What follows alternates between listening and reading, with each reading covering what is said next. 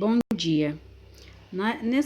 Nesse vídeo, nós vamos falar um pouco sobre a água, que é um recurso finito. Mas por que a água é um recurso finito? Bom, apesar do nosso planeta ser formado, em grande maioria, por água, a água que é disponível ao nosso consumo, ou seja, a água doce, ela é em pequena quantidade e que, se nós não cuidarmos bem desse recurso natural, ele um dia pode se acabar, pois o consumo descontrolado da água é maior do que o processo de renovação que ela passa na natureza. O ciclo da água. Na natureza, a água encontra-se em constante movimento, passando de uns lugares para outros e por diversas mudanças de estado, como, por exemplo, do estado sólido para o estado líquido, do estado líquido para o estado sólido, do estado líquido para vapor, do vapor para o líquido. E essas mudanças é chamada de ciclo da água. É um movimento constante, ou seja, ele não para. E esse movimento do ciclo da água, ele se dá devido às mudanças de temperatura.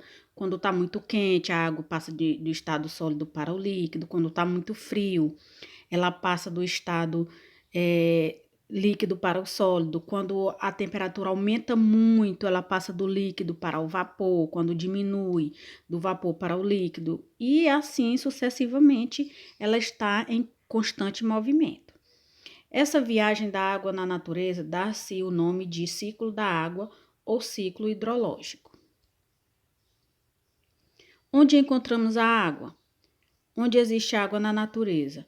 Se dividirmos a superfície da Terra em 3 partes iguais, 2 delas serão constituídas por água, que se pode encontrar nos estados da matéria. No sólido, que é formado pelas geleiras, pelos icebergs, pelas glaciares, neve, gelo, granizo, geada, enfim, é a parte da água, o estado da água em que ela está sólida.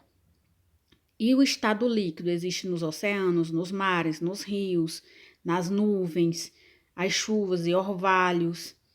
E o gasoso, que é o vapor de água que constitui a umidade atmosférica. Mais de 70% da constituição dos seres vivos é de água.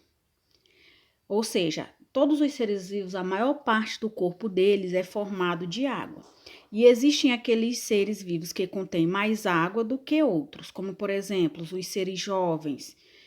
O corpo deles concentra mais água do que aqueles seres já de mais idade. As frutas, como a melancia, o melão, também são exemplos de seres, de vegetais que a sua concentração do seu organismo, da sua composição, é maior em forma líquida. Propriedades da água. A água, quando pura, ela apresenta várias propriedades que permitem distingui-las de outros líquidos. Por exemplo, ela é incolor. Incolor quer dizer que ela não tem cor. Se ela tiver cor, então ela não é pura. Ela é insípida, quer dizer sem sabor. A água pura não tem sabor. E inodora, ou seja, ela é sem cheiro. Então, a água, para ser pura, ela tem que ser sem cor, sem sabor e sem cheiro. Essas são as principais propriedades da água. Por que razão a água é importante para os seres vivos? Bom, todos os seres vivos, eles dependem da água para viver. A água, ela é o principal componente dos seres vivos existentes no interior das células e no espaço entre elas. Ou seja, ela é importante porque o organismo dos seres vivos é formado de água. E na inexistência de água também não existirá seres vivos, porque a água é o componente fundamental para a vida. Todas as funções necessárias da vida só se realizam na presença de água. Ou seja, para beber, para hidratar, para irrigar uma planta, para fazer uma comida, para tomar um banho, para lavar uma roupa, enfim, todas as nossas atividades, tanto dos seres humanos quanto dos outros seres vivos, exigem a presença da água. Se um ser vivo não tiver água, pode ficar desidratado. E a desidratação pode causar a sua morte. Distribuição da água. A totalidade da água do planeta forma a hidrosfera e dela faz parte a água dos mares, oceanos, a neve, o gelo das montanhas e glaciares são partes da hidrosfera. A distribuição da água. Na Terra, a água está distribuída de modo desigual pelos diferentes locais. Assim, de toda a água existente na superfície terrestre, 97% é água salgada e encontra-se nos oceanos e mares. 2% está congelada e faz parte das calotas polares. E apenas 1% da água doce é o que é disponível para o consumo, ou seja, é uma quantidade muito pequena de água que é disponível para a utilização pelos seres vivos.